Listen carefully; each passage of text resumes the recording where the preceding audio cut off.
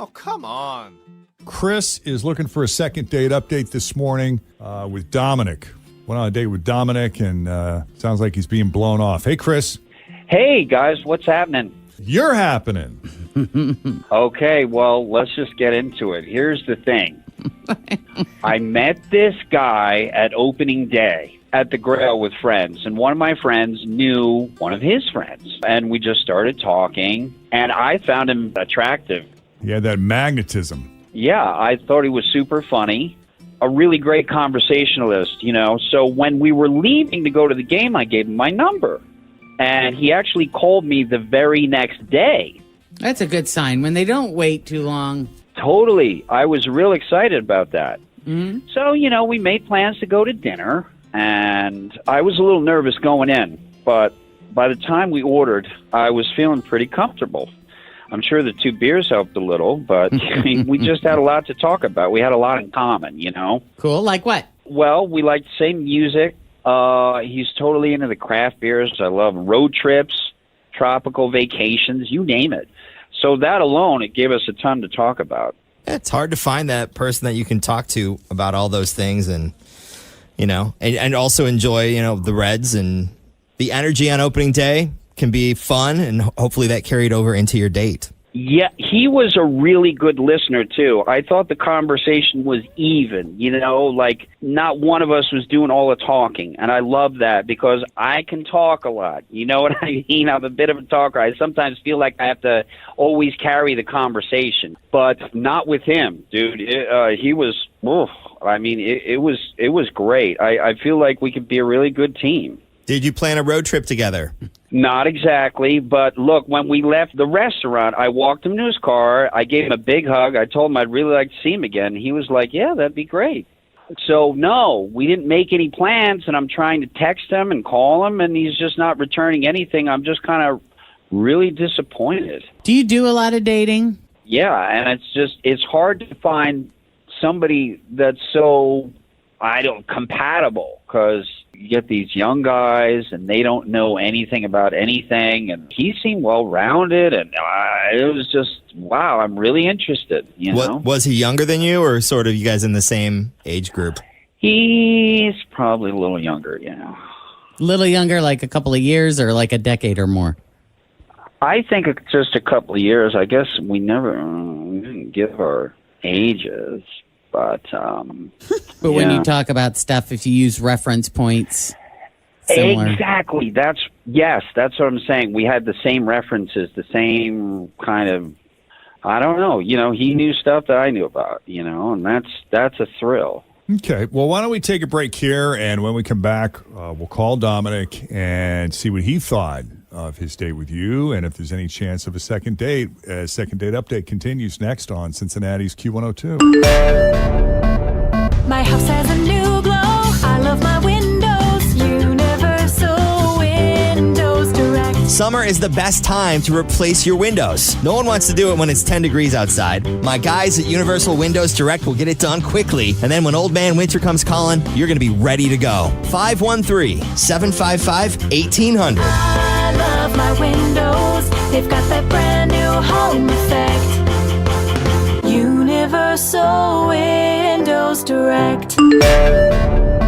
Chris met Dominic at the Grail on opening day, and there was just some instant magnetic chemistry between these two, enough that they exchanged phone numbers, went on a date.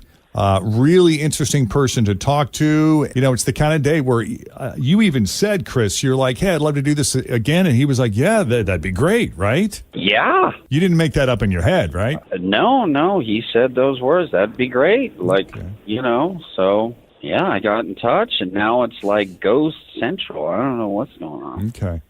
Well, let's call him and see what we can find out if you're ready. Awesome. Okay.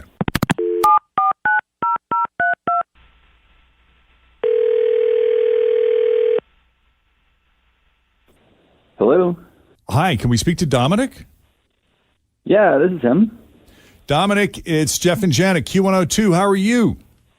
I'm good. Oh, wow, cool. Yeah, I know you guys. You know us. Have we met somewhere, or you just know us from listening? No, I know you guys are listening. You guys have a fun show. Oh, well, thank you. What's going on? Why are you calling me? Well, the guy you met at the Grail on opening day, Chris, you guys went on a date, hung out. He called us and was telling us about your date and what a great time y'all had. And then, I don't know, you just kind of ghosted him, and he thought maybe he somehow offended you or did something wrong, and he wanted to clear it up. So we thought we'd give you a call on his behalf just because it didn't seem like you were responding to him. And, we don't want to make it creepy or weird, but what happened there? Yeah. Oh, no, this is interesting. Well, did he tell you about how awesome he is?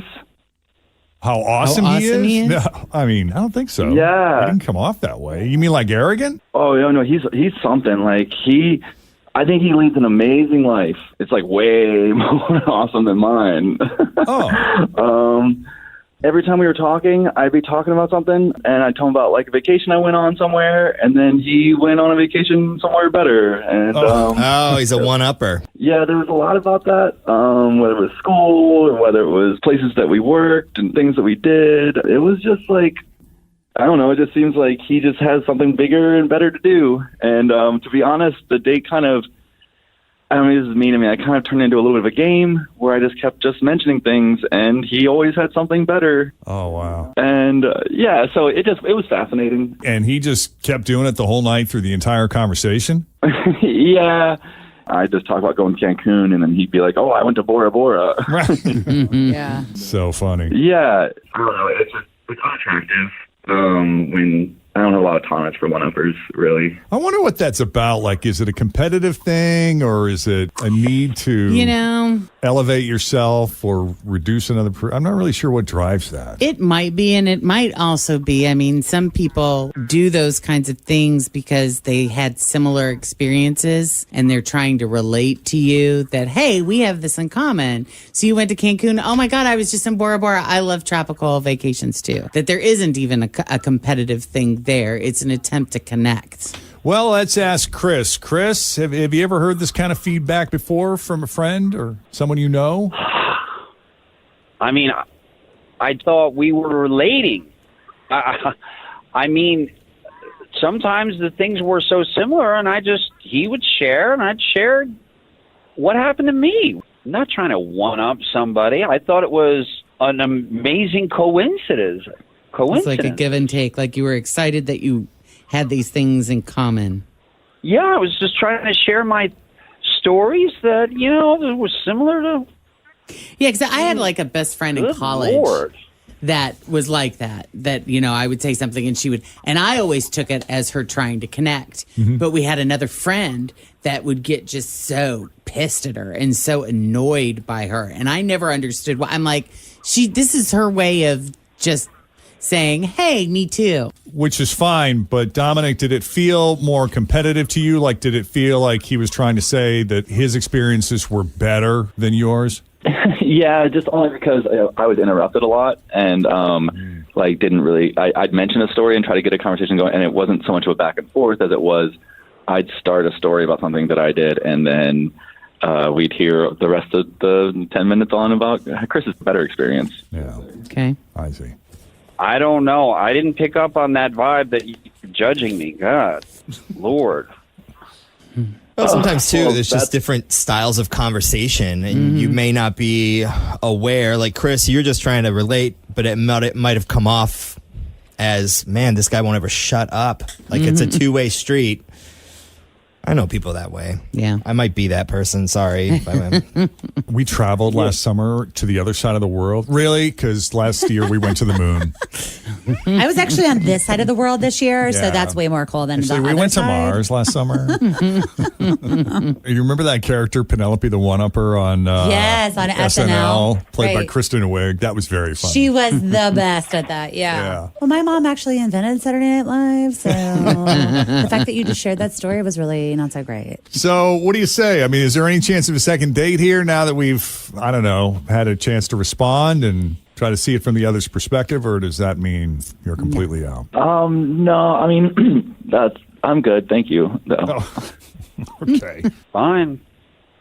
I'm sorry, Chris. Yeah. Well, I guess I'll really have to temper my words next time, I guess. Well, you also claim to be good at like reading people and picking up on nonverbal cues. And I was trying to let you know the whole time that I felt frustrated that I wasn't able to speak, and you weren't really getting that. Somebody will be out there for you though, because you'll meet a one-upper that will be one-upping you, and then you can just go back and forth with the one-upping, and it will work. All right. Well, thank you anyway. I mean, if you say so. And good luck to Yes, you both. good luck. Yeah, appreciate you coming on Second Date Update. Yeah, thanks, Thank Jeff you. and Jen. All right, guys. So if we can do a Second Date Update for you, shoot us an email, Jeff and Jen at WKRQ.com. Let's check the roads once again. We got